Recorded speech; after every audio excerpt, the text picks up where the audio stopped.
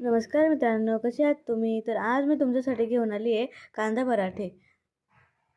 तर कांदा पराठे बनवण्यासाठी आधी आपण गव्हाचं पीठ चांगलं मऊसूत मळून घेऊ.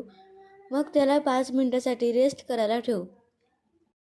4 कांदे कापून त्यांना चांगलं सुट्ट करून घेऊ.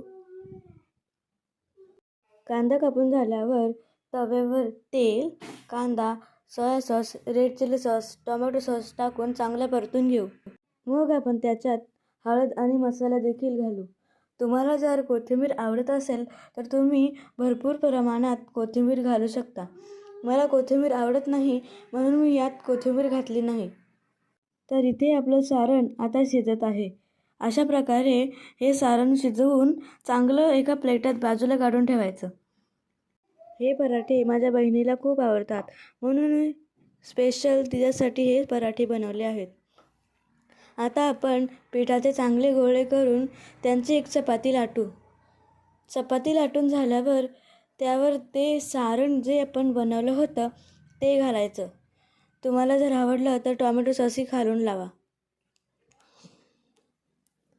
कांद्याचं सारण घातल्यानंतर त्या पिठाची एक चपाती लाटून घ्यायची. चपाती जास्त पातळ करायला बघू नका, कारण ते सारण पूर्ण बाहेर निघतं.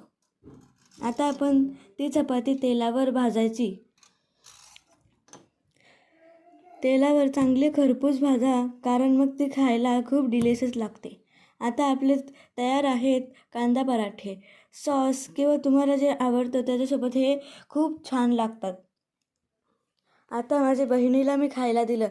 तिला हे पराठे खूप आवडले. तुम्हाला जर आमचा व्हिडिओ आवडत असतील तर लाईक, शेअर, सबस्क्राईब नक्की करा. बाय.